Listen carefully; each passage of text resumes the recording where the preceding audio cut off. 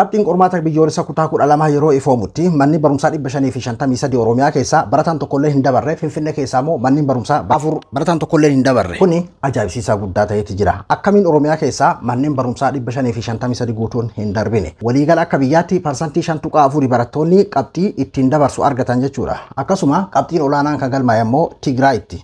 Mee taatee qormaata biyyoolessaa wanni kun diraamaa ta'ee waggoota 3 fuuldura duubaan itti fufeeti jira. Mee taatee kanarratti yaaddoo namoota hedduu akkasuma gartee yaadota sooshaal miidiyaa kanarratti deemaatiin jiru. Inni kaan gartee kan Gaashee Biraanuu faarsus akkasuma gartee kan barattoota abaarus kan sooshaal miidiyaa keessattuu TikTok abaaru. Waa'ee TikTok irratti barattootaaf ergaa kan qaba. Akka nama miidiyaa irra jiruutti illee jechuudha. Abduu Mobaala Biraahi bagara deebiidhaan gara chaanaala kiyyaa dhuftan isin jira. Waa'een qormaata biyyoolessaa eega Gaashee Biraanuun dhufanii eega gartee Profeesar Biraanuun nagaa ministeerota barnootaa ta'anii booda ajandaa guddaa ajaa'ibsiisoo guddaa ta'ee inni kaan faarsaa inni kaan abaara inni kaan gartee ufuma abaara inni kaan barattoota abaara namuu akkuma itti fakkaatetti haala adda addaa ibsata. Waggoota 3 dabran kana taateen kuni akkanumatti itti fufaati jira jechuudha. Kan baranaa kana ammoo maaltu adda godhaadha mee amma isa kana jechuun kan baroota 3 dabre irraa kan baranaa adda. Kabara dabreele kabar kaanii irraa adda akka jaafaruu baane bara dabreera baran wayyaa garuu ammoo haa ta'uuti maaltu deemamaatiin jira. Namoonni hedduun barattootatti quba qaban. Haa ta'u barattoota qofatti quba qabuu dandeenya. Mee dura qabxiin barana galmaa'e kun kaminni kan amma isaan ifoomsan jechuudha. Barattoota qormaaticha fudhatuudhaaf galmaahan 746 keessaa barattoota 684,205 qormaaticha qoramanii jechuudha. Warroonni hin qoramin sababoota adda addaati jedhaniiti jiran hayyame sun haa ta'u. Barattoota 684,205 qormaata fudhatan kanneen keessaa 36,409 qofaadha kan darbame jechuudha. 36,000 kana keessaa 10,600 fi 90 ammoo Finfinneedha. Kan waliigala 36 yoo ta'u Finfinneen ammoo 10,690 jechuudha. Naannoo Tigraay keessatti barnoota 7 qoramuudhaan 700 keessaa ilaalamuudhaan qabxiin olaanaan galmaa'e 675. Akka biyyattiitti qabxiin olaanaan kan galmaa'e naannoo Tigraayitti jechuudha. Qabadhaa kanas. Akka waliigalaatitti ammoo manneen barnootaa 1,363 keessaa barataan tokkoyyuu hin dabarreedha. Manneen barnootaa 1,363 kana keessaa Oromiyaa keessaa manneen barnootaa 553 barataan tokkollee hin dabarre jechuudha. Finfinnee keessaa manneen barumsaa 4 hin dabrine. Naannoo Amaaraa keessaa ammoo manneen barumsaa 56. Somaaliyaa keessaa 156. Tigraay keessaa 52. Affaar keessaa 33. Beenishaangul keessaa ammoo 35 jechuudha. Bakki qabxiin bareedaan itti galmaa'ee qabxiin olaanaan itti galmaa'ee akka biyyaatitti Tigraay keessa biyya gartee lolaan qaaccoo itti biyya gartee ammayyuu wal butaniitiin mallaqa gaafachuun jiru kan jechuun ammayyuu tasgabbiin guutuutti hin deebiin jechuudha. Akkasuma gartee naannoo Oromiyaa keessatti manneen barumsaa 553.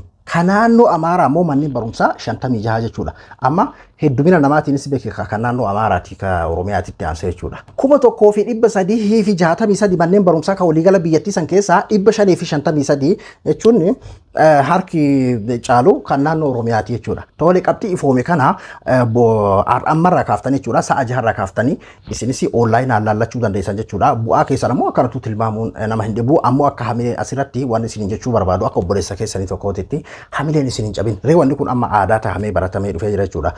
Jechuun osoo gara yaada kiyyaatti mi'achi hin dabarre. Wanni akkana kun baratamaa ta'ee waggoota 3 kana isinitti haaraa ta'uu hin qabu. Kan gartee ani qabxii olaanaan fidaa barana sirrittiin qo'adhee. Anammoo wanni tokko wanni garaana nyaate maaliin barana barataan baranaa fi bara dabre jechuudha. Keessattuu barana jechuudha sirritti irra qophaa'e namni. Maaliif baramee jira gaafa duraa fakkeenyaaf waggoota 3 dabran san namni seeraa waan gartee barnoota isaa hin hordofinii fi amma akkaataan qormaataa waan jijjiiramee fi qulqullummaadhaan fatanameetiin barataan kufaa jiraadha. Yaanni namoota tokko jechuudha. Haa ta'uti barana ammoo barataan jechuudha seeraan irratti qophaa'e ni beeka waan ta'eef jechuudha. Fakkeenyaaf akkuma gartee ollaa keessanitti akkatuma namoota beeytaniitti amma ilaalaa barataan sirritti beekaa Biraanuun dhufe kana Biraanuun qoosaa hin beeku nin kufaa namni waan jedhu qalbii isaatti baadiyyaa magaalaatti himeeti akkasii qoramaa jira.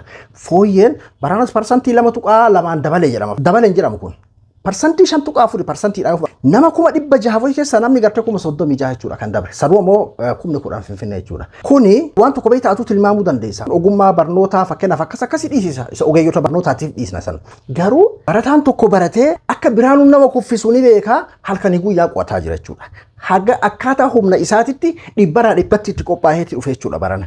Ka bara lama duras caalallee kan bara dabre caalas barana sirriitti itti qophaa'e waan ta'eef jechuudha. Namni tokko waggaa 12 ifaajee abbaa haadhaan isaa itti ifaajanii harka qalleeyyiin quraanii fi maal itti baadhatanii guddisanii harka qalleessi meeqa ilmi kiyya barana naa eebbifama jedhee yeroo eegutti innis barana qo'adhee qabxii bareeda fida yeroo jedhutti waggaa 12 ifaajee qabxii tokkollee yoo jalaafu akkam garaa nama nyaata hamileen isaa akkam ta'a mana barumsaa 500 fi maalii kana keessa har'an tana barataan as keessatti barate nama meeqatu akkam ta'a ka jedhu hedduu takka garaa nama nyaata ta'uyyuu ammoo isinitti dhagaamuu qabu waggoota sadiin kana muuxannoo yoo argattanii jirtan jedheeti yaada garuu ammoo namatti dhagaama hin beeka bakka keessan bu'ee yeroo laalu hedduu takka natti dhagaama hedduu takka na dhukkubsa dhugaa dubbachuuf namni faayidaa yookiin hojii seenuudhaaf maalii miti bu'aa isaa san arguu barbaada isinitti dhagahamuu hin qabu uumamsiisuu qabda waggoota sadiin kana gartee baramaayyuu ta'eeti jira ka isintu narraa waan kana muuxannoo qabaa jechuudha karaa biraatiin ammoo gartee milkaa'ina ilma namaa jechuun barumsa san qofaani jechuu miti. Ta'ee ammoo ilmi namaa dirqama sammuun isaa barumsaan malee sammuu isaa kan guutuu ta'uu hin dandeessu jechuudha. Waan amala gartee fakkeenyaaf biyya keenya keessatti baramaa ta'ee kan barate eessa gahee waan jiru jechuudha. Amma tarii kanaas wal qabatee namni tokko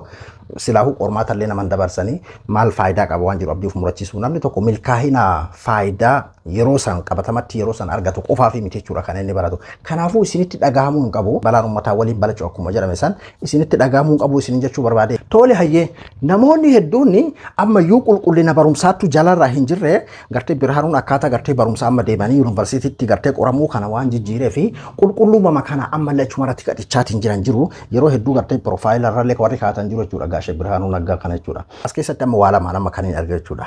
Tokko naannoo Tigraay keessaa kan dabre waggaa 2 dura inni yaattu Wallagga ture jechuun bakka wal waraansi jiru jechuudha. Waan kana keessa maaltu isin mul'ata? Ani isiniin hiiku. Eebii waggaa dhufusi bakka amma gartee itti wal waraansi heddummaatu Shawaa Salaalee keessa Arsii Bahaa keessa Wallaggaa yookiin ammoo gartee naannoo Amaaraa keessa. Naayyee ooma fakkeenyaaf waa'ee gara biraatiin illee kan fudhannu taate manneen barnootaa kan Amaaraa amma 56 qofa jechuudha. Kan barataa tokkolleen kan gartee hin fidini jechuudha. Kan Oromiyaa 553 bara. Tokkoffaa jechuudha amma akka biyya saniititti amma barataan kufuudhaan tokkoffaa jechuudha Oromiyaan. Hayyee gaashee biraanuun qulqullummaadhaan akka fatanaman godhee kana sirreessee haa jennu. Akkamiin yeroo hunda naannoo magartee lolli keessa jiru keessatti qabxiin olaanaan galmaa'uu danda'e. Lammaffaa TikTokiidhaan namoonni hedduun keessaa jiran TikTokiitu ijoollee kuffisee namni TikTokiin jala bulaa geem laalaati bulaa inni kan gartee feemasuu barbaadaa kan jiru. Akka biyya sanitti yoo fudhannu osoo gartee arraan tana akka barnootaa kanatti kan isaan taate naannoo Oromiyaa guutuu san keessaa kan TikTokii jala bulu parsantiin 60 Finfinneedha jedheeti yaadaan. Finfinneedha kan TikTok jala bulu kan irraallee fayyadamaa jiru jechuudha. Kan namni hundi gadi bahee karaa gubbatti inni kan biraankii dalagaa inni kan gartee mallaqa liqeeffatee maal jedhee bakka fiduu fidee feemasuudhaaf 10,000 sii kennaa gaafii kana deebistaa umriin kanaan gadi yaate Finfinneedha karaa gubbaa kanaan buluu jechuudha. Dhugaa jiru yoo dubbanna jechuudha. Kalammataa Oromiyaa keessatti illee fakkeenyaaf barattoonni TikTok keessa bulanidha. Awwaa'ee TikTok kana irratti mee jalqaba rakkoo birhaanuu qofatti qabu miti dhugaadha wanni kun hin jira. Sooshaal miidiyaa yeroo har'an tanaa gartee fakkeenyaaf akka biyya keenyaatitti namoota hedduu harkisaa jiru TikTok, Facebook fi YouTube jechuudha. Ani waan tokkoon isinidhaama akka nama sooshaal miidiyaa kanarra jiruutitti. Akkasuma gartee keessattuu karaa TikTokiin TikTok karaa gartee akkasitti geem taphataatiin bulu ta'uu baadhuus ani saga tokko TikTok numa qaba akaawuntii TikTok numa qabaan illee jechuudha. Namoonni hedduun TikTok kana information gara maleetti fudhataniiti gara isaatiitti kan qajeelan. Namni tokko beekamumarraa haajaadha. Bakka feemasii ta'a nama hedduutu na hordofa waan jedhu irraa haajaadha. Inni kan ammoo namni tokko warra taphatee doolaara hagan argate yookiin ammoo gartee leenca 250 argate. Kun yoo gara mallaqaatti jijjiiran miiliyoona takka 500 akkasitti hisaabaa jechuudha.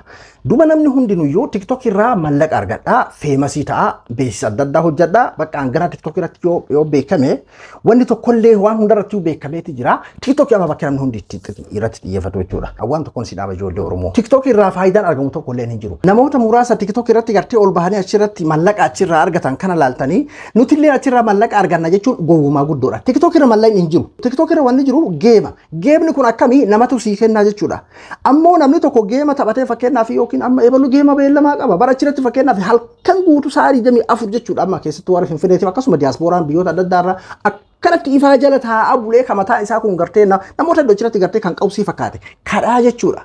Taa'ee karaa gubbaa namni tokko fakkeenyaaf birrii 5 birrii takkaan birrii 2 yoo guurataa oole galgala bar birrii wayyaa wayii taatiif akkasuma jechuudha. Karaa hammayyaatiin kadhaa jechuudha.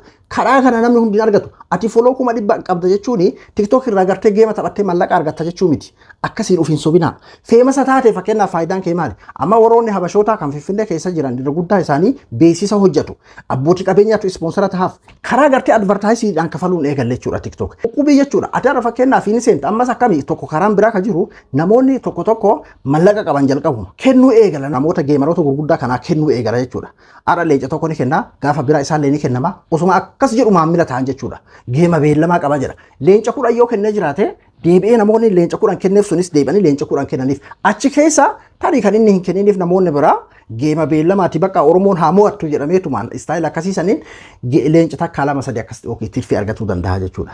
Kaan ammoo kan liqii si kennatu bor inni sinaa haa kennu jedheetumaan kasii kennu illee jira jechuudha. Gaafa irraa yoo sii kenne burammoo sirraa eegaa jechuudha. Akkanuma lafaa kaatee asirra yoo foloo miiliyoona qabaatte dhaqxee geem taphattee mallaqa ni argatte jechuu miti. Kana jechuun namni kana hin beekne waan jiru tanatti fakkaatu garuu infoormeeshina kana namni hin beekne haa barumaa fi TikTok irraa mallaqa argadha jettee abadan yeroo barumsa keetiin gubin. Yoo dhuguma gartee barattoota Oromoo keessaa namnummaan TikTokii kanarratti nama cal jedheetiin geema taphatu jala bultee fakkeenyaaf eebaluu bara akkana wal godhee nama 5,000 tulaala nama 2,000 tulaala daaraa wal dibanii mana fincaanii keessa wal galchanii ani TikToktara jechuudha nama fakkeenyaaf guyyaa takka irratti geema taphadheetti irraa ana amantuun amanuu baattu guyyaa takka warra argadheen beeku jechuudha akkasumatti ammoo yeroo kiyya achira fixee mee eenyu feenu geem taphata akkas walii jedhan eebaluu akkas wal godhan ati dhugumatti gowwaa yoo waan kana godhaatiin jiraatte jechuudha ani naamantuun amanuu baattu sa'a 24 keessatti yoo guddate sa'a takka yookiin sa'a lama waayifa sa'a 24 osoo manaa qabu jechuudha sa'a takka yookiin sa'a lama kanii an TikTok keessa seenaa achira dabarsu maali faayidaan aan qabu kan gowwaadha ka gartee fakkeenyaaf nama fayyadamuudhaaf achirraa wal arrabsuu fi kadaaraa wal dibuuf ka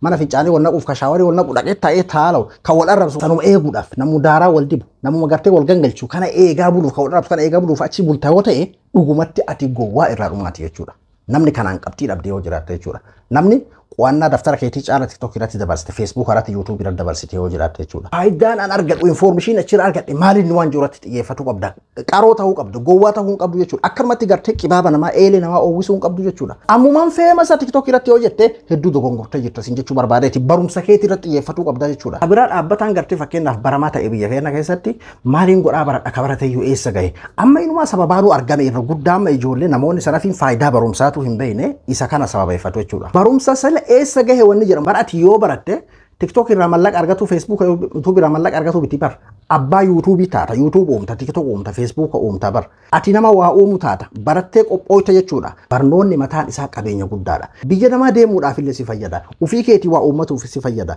bar abbaan fakkeenyaaf hamma TikTok kana uumesi akkuma gartee fakkeenyaaf naasii kana nama jechuudha barateeti uumee waan kana argate jechuudha arrantana fakkeenyaaf Itoophiyaa keessa akkana jedheen ati yeroo kamiyyuu qophaawaa ta'e maaliidhaan baradhu yuunivarsiitii seeni qabxii akkuma gartee sitti dhiphisan kanatti halkanii guyyaa qo'adhuuti yuunivarsiitii seeni xumurii achi booda deemi barnoonni faayidaa naa buuse jechuun arrantana gartee barattee gadi baatee digiriidhaan qaxaramtee waan tokko hojjetuun hojii dhuunfaa ta'u kan mootummaa ta'u waa hojjechuu jechuu miti mataa keessan keessa digiritu jira arrantana waraqaa qabdaadha garuu kun waan hedduu takka garaa nama nyaatu hamileen arrantana manni barumsaa 553 barsiisee barataan tokkollee hin dabarre jedhame barataan kun akkam tahamee ilaalaama mataan isaa sammuu isaa kabara dabree akkasii kabara kaanii akkasii kan baranaallee akkasii jechuudha dura hamilee barnootaa namni kenna hin qabu kabarate eessa gaheedha amma immoo daranuu yeroo kun dhufe hedduu takka garaa nama nyaata hundaafiyyuu jajjabaadha kun isinitti hin dhagaamin isin jechuu barbaada adabdu abduu moobaala biraa yanga qophii biraatii wal deebinutti nagayaan naa tura